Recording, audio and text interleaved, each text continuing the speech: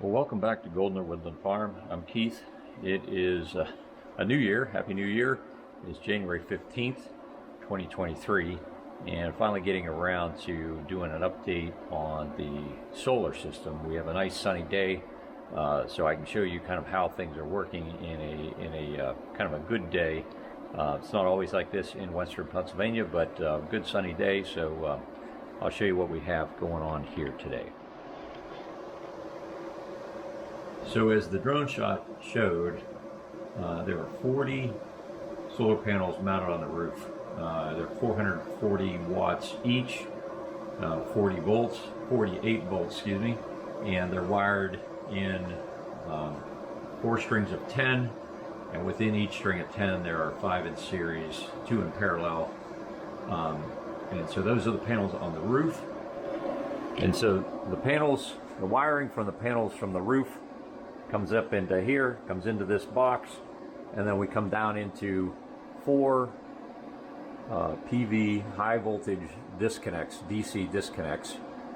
So each string of 10 has a disconnect. So it comes into the disconnect, and then each of the disconnects run into a separate 5,000 watt Growatt charge controller inverter. So there's 4 of those wired in parallel. This one over here is the master, and then so that controls the communication from the battery banks. So I've got 10 100 watt hour 5.1 kilowatt hour battery. So there are 6 in this rack. Those are EG4s. 2 of them are kind of version 1, and 2 are the current version, and then I have 4 Jackiper batteries in this stack, so 10 total.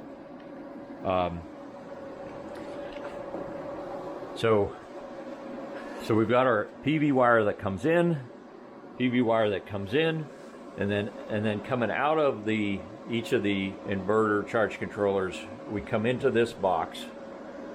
So all 4 of the charge controllers come into the box, and then out of the box we go into the 2 different battery banks. So there are 2 pairs, one for each battery bank.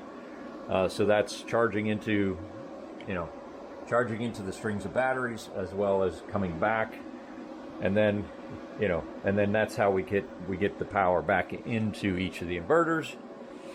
And then from the inverters it's kind of hard to see here, but the wires from the inverters come over, they come into this box here.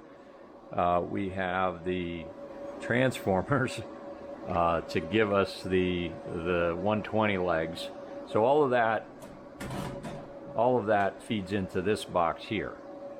So these are the breakers for the inverters, and then coming out of there we've got a 200 amp breaker that feeds into the main panel. Okay, so that's the setup. Again, PV in, disconnects, run into the panel, into the charge controllers, inverters, and then kind of like a combiner box that brings into the battery banks, and then back into the inverters. Inverters come into this panel with the transformers. So we got 240 volt coming in.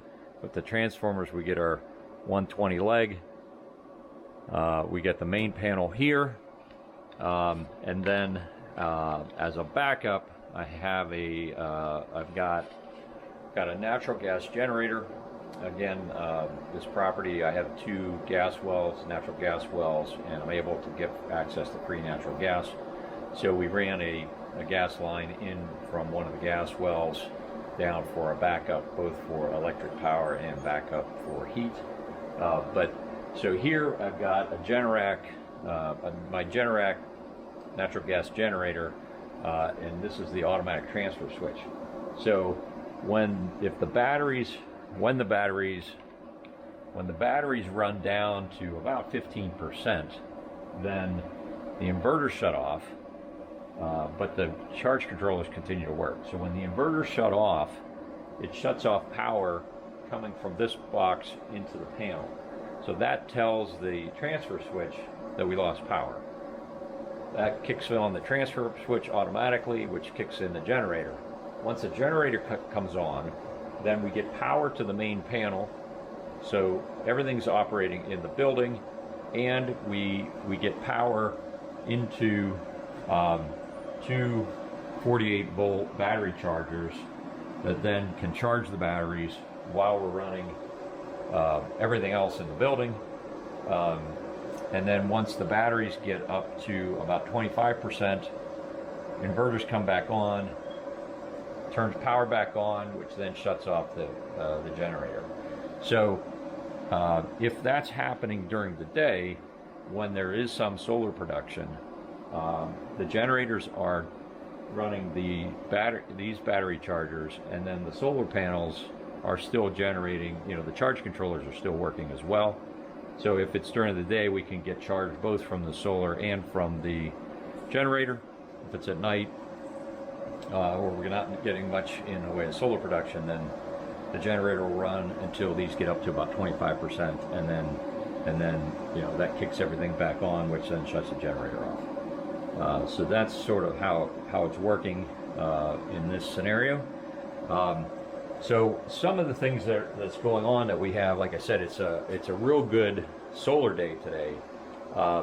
So if you look at this panel, what we can see is this is the percent. 58% is the percent of capacity that we're running on, which sounds like a lot because I've got with 4 of these in parallel. I'm I can have 20,000.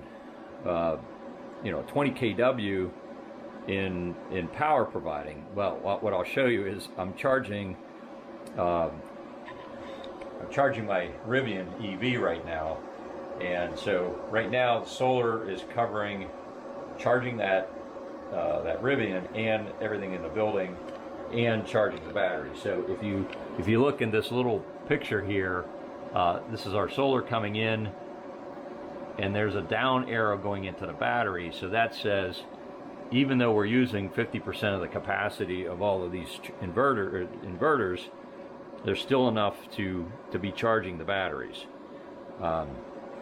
Not always the case, but when we've got a good sunny day like today, so as you can see, bright sun. Over here, I've got a level 2 charger charging my Rivian. So this is sort of the ideal, right? We've got solar producing enough power to run the building and to run my to charge my Rivian full electric truck. So kind of the perfect world right now. Pennsylvania, that's not always the case in the winter. So like the last couple weeks it's been a challenge getting enough, it for sure was not enough to charge the truck, but on a day like today, it's working just fine, So if you have any questions, drop me a comment. If you enjoy these videos, please hit the like and subscribe. Thanks for watching.